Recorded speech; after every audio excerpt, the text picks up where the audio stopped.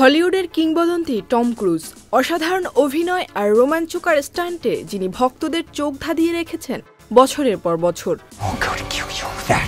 তবে এবার আলোচনায় এসেছেন একেবারে ভিন্ন কারণে।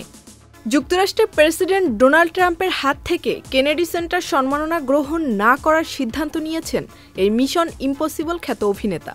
হ্যাঁ, সিনেমায় যত রিস্কি নেন, ট্রাম্পের হাত ধরা যেন তার কাছেও একটু বেশি রিস্কি লাগছে। মার্কিন গণমাধ্যম জানিয়েছে, ট্রাম্প দ্বিতীয় মেয়াদে হোয়াইট হাউসে ফেরার পর প্রথম দফায় যাদের সম্মাননা দেওয়ার কথা তাদের তালিকায় নাম ছিল টম ক্রুজেরও, কিন্তু শেষ পর্যন্ত সময়সূচি না মেলায় প্রস্তাব ফিরিয়ে দিয়েছেন তিনি।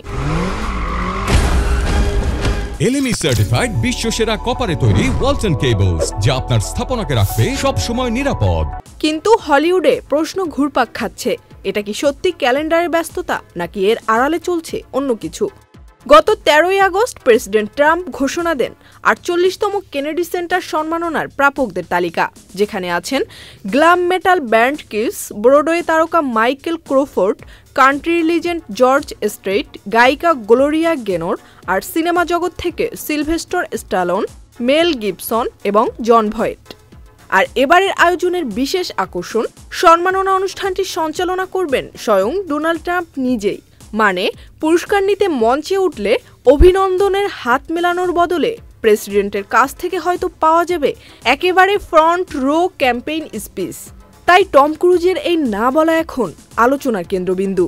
অনেকের মতে, টম ক্রুজের এই সিদ্ধান্ত শুধু একটি সম্মাননা ফিরিয়ে দেওয়া নয়, বরং বাস্তব জীবনের একদম perfect mission impossible. Zerin Sumi, channel I.